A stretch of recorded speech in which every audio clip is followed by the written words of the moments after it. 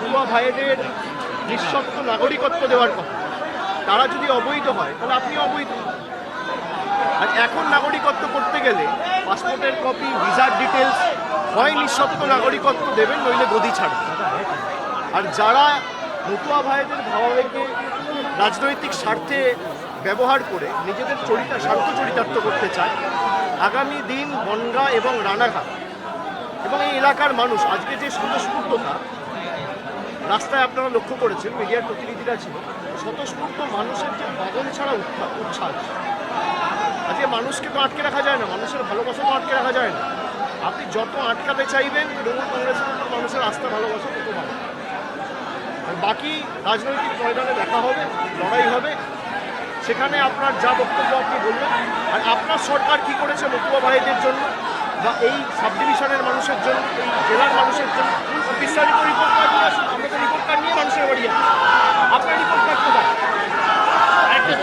ওর পিসি ঠাকুরকে যেভাবে কুরুচিকর মন্তব্য করেছে, তাতে ঠাকুরের যে অপবিত্রতা তৈরি হয়েছে, সেই অপবিত্র শরীর নিয়েও ঢুকেছে বিদায় পরবর্তীতে কামনা সাগরে জল দিয়ে ধৌতকরণ করা হয়েছে তার।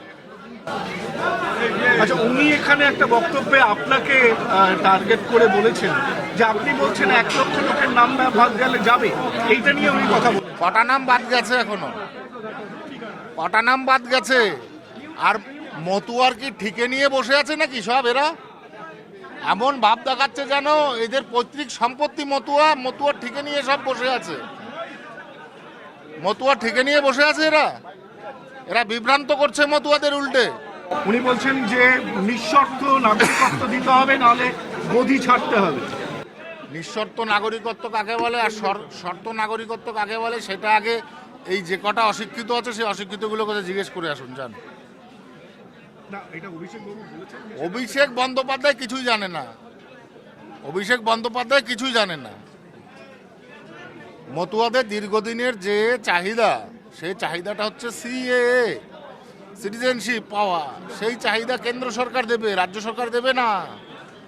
রাজ্য সরকার এতদিন বিভ্রান্ত করে এসেছে যে আপনারা সিএ অ্যাপ্লিকেশন করবেন না, তাতে অনেক মতুয়ার ক্ষতি হয়েছে। তার জবাব মমতা বন্দ্যোপাধ্যায়কে আগামী দিনে মানুষ দেবে। চন্দ্রবাবু, সেটা হলো যে আপনি কামনা সাগরে জল দিয়ে ধৌতকরণ করলেন, শুদ্ধ করলেন, কিন্তু এখানে আমরা দেখতে পেলাম যে অভিষেকবাবু এসেছেন, অনেক তৃণমূলের নেতাদেরও দেখতে পেলাম, অনেক মতুয়াদের দেখতে পেলাম। Super flop programme. আপনারা বললেন অনেক মতুয়া, কোথায় দেখলাম আমরা অনেক মতুয়া? কোথায় দেখলাম অনেক লোক হয়েছে? সব তো পুলিশ সিভিল ড্রেসে ছিল, কমসে কম 5000 পুলিশ ছিল এই এলাকাতে। কোথায় লোক দেখলেন আপনারা? আমি তো বুঝলাম না কিছুই। Super flop programme.